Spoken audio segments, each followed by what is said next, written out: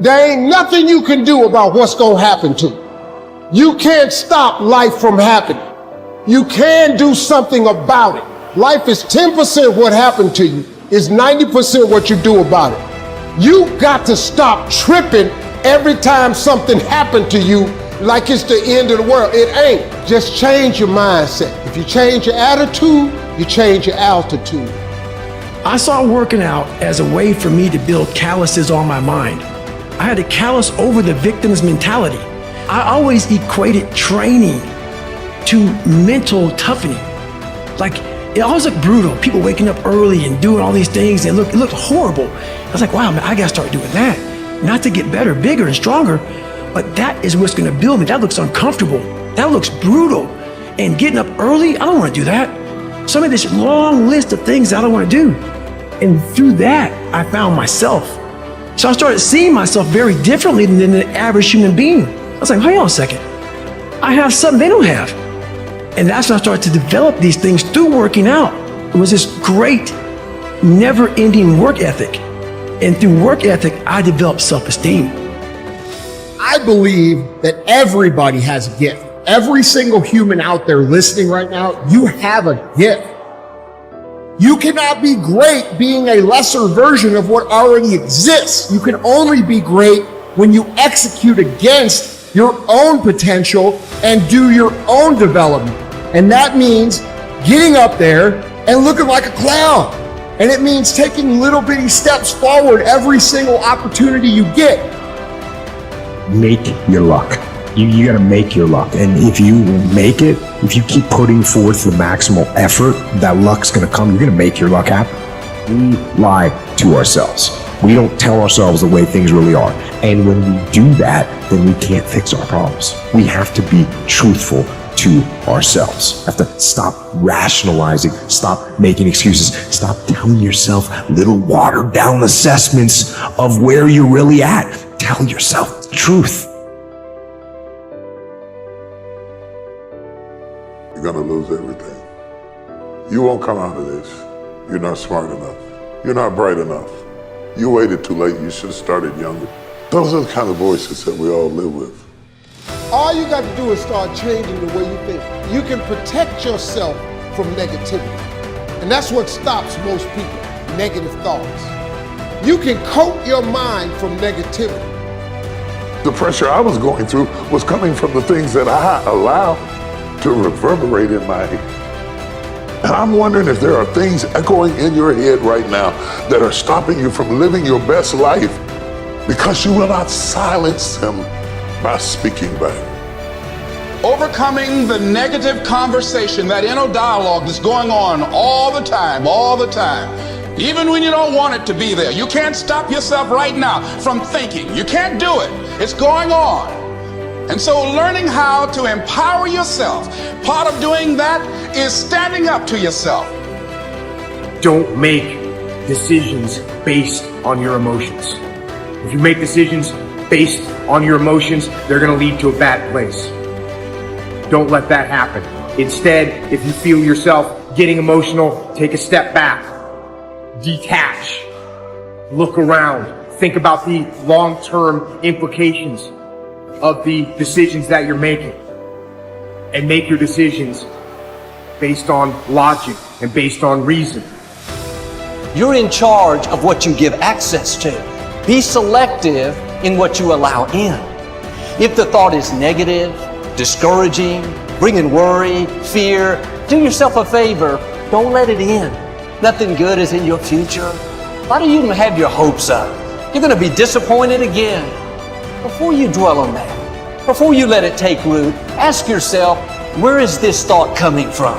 When a negative thought comes, erase it and replace it. It's not enough to just not think negative. Don't leave your mind empty. So there's a lot of chaos going on in the world. There's a lot of destruction going on in the world right now. There's a lot of loss happening in the world right now. And I've actually been through a lot of chaos, and I've been through a lot of destruction, and I've been through a lot of loss. And one thing that I've learned going through all those experiences is I learned that I had to keep my emotions in check. And that's the same thing I tell other people when they're going through trying times, is to keep your emotions in check. You know, I get tired sometimes. That's different from being negative, because I get mentally drained from my job at times. But to coach your mind from negativity, the way you can put a coating around your mind is with one simple thing: gratitude. Gratitude erases negativity. The fact that you can walk, that's a blessing. The fact that you woke up, that's another blessing. The fact that you can see, think, reason, that's another blessing. The fact that you can go somewhere and get yourself something to eat, that's another blessing. The fact that you have an opportunity to get it right is another blessing. The fact that you're beautiful, that's another blessing. The fact that you have any measure of health, that's another blessing. And I'm just talking to you, I don't even know. I could give you 50 things you ought to be grateful for right now. I don't even know you. Start coating your mind with gratitude. It'll change everything for you. No matter how good of a person you are, how much faith you have, you'll never get to the place where negative thoughts don't come. Discouraging thoughts. Your dream is never going to come to pass. You'll never meet the right person. It would have happened by now. Thoughts of worry. The enemy's main tools are deception and lies. Your mind is the bullseye of his target. If he can control your thinking, he can control your life. You can't stop negative thoughts from coming, but here's the key. Just because a thought comes doesn't mean you have to think it. You control the doorway to your mind. Motivation is a feeling that comes and goes, and it doesn't matter whether it's there or not. Discipline is infinitely more important. So no matter how you feel, get up and do what you're supposed to do. That's it. And that's discipline. It's not motivation. If you only did what you were supposed to do when you were motivated to do it, that's leaving it to chance. But if you're disciplined, you go do what you're supposed to do. That's the way it works. If you want to be the best, you watch the best. You look at the best. You watch them and you have their lifestyle. Don't be like this, have their lifestyle, and it'll take you anywhere you want to go. That's the only way you ever get where you want to go. You have to take a path that's dangerous, and most people want to take the safe path. The safe path leaves you stuck in quiet desperation. Almost every time, it's hell. It's more important to own your weaknesses. You got to really triple down on those, man. Because why? You want to become a full human being. We like to run away from weaknesses. Like for instance, if you're good at running, all you want to do is run. If you're great at reading, you have several books. But we don't do those things that we're not good at. So for me, I realized, man, like I keep on running away from these things I'm not good at. I have to dive into these things. I have to become one with these things. So I own them both. It was a beautiful awakening. It's like when you're living in your parents' home, they are the enemy. You know, everything you don't do right is because of them. And then when you're on your own and you had to say, you start making mistakes that you made when you were at home, it's like you can't put it on mama now. Mama not with you no more. You can't put it on daddy and say, my father was too hard. I had a curfew. You know what I'm saying? They wouldn't let me party past 12. Like I had all these excuses why I wasn't successful because of my parents. You finally have what you always wanted, control over your life, and you're getting the same results.